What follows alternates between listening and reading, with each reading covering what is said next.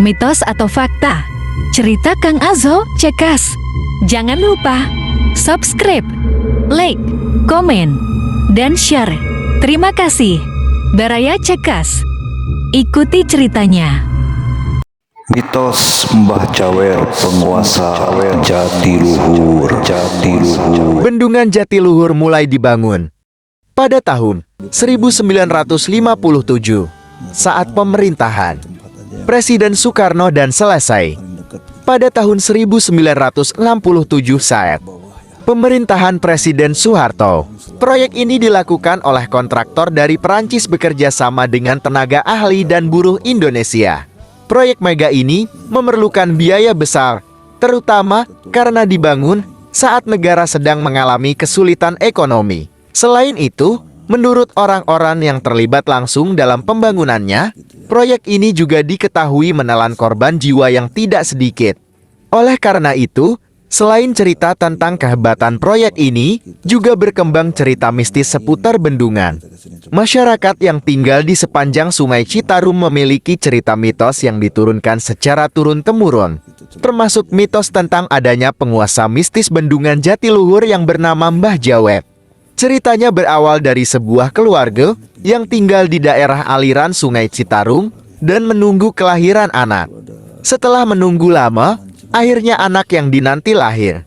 Namun, anak tersebut memiliki kejanggalan fisik berupa jawer serupa jengger ayam di kepalanya. Sang ayah merasa malu dan bingung, sehingga ia mencari bantuan dari seorang tokoh spiritual di daerah tersebut. Sang ayah menanyakan tentang anaknya yang memiliki jawer tersebut. Karena malu, sang ayah membuang anak berjawer tersebut ke Sungai Citarum. Menurut tokoh spiritual tersebut, jika anak tersebut dijaga, daerah tersebut akan menjadi kota besar, tetapi jika anak tersebut dibuang, daerah tersebut akan tergenang air atau tenggelam. Ketika bendungan Jatiluhur dibangun, konon banyak korban jiwa yang merenggut selama proses pembangunan hingga setelah bendungan tersebut selesai. Banyak orang mengaitkan korban-korban tersebut dengan anak berjawer yang menjadi mitos sebagai penguasa mistis bendungan Jatiluhur yang dikenal dengan sebutan Mbah Jawer. Bahkan sampai sekarang, orang-orang yang mengetahui cerita mitos ini menyarankan agar tidak menyebut nama Mbah Jawer ketika berada di dekat bendungan ini. Meskipun sulit untuk membuktikan kebenaran cerita mitos ini, cerita ini berdasarkan pada cerita yang tersebar di masyarakat, pengalaman individu, dan diceritakan secara lisan.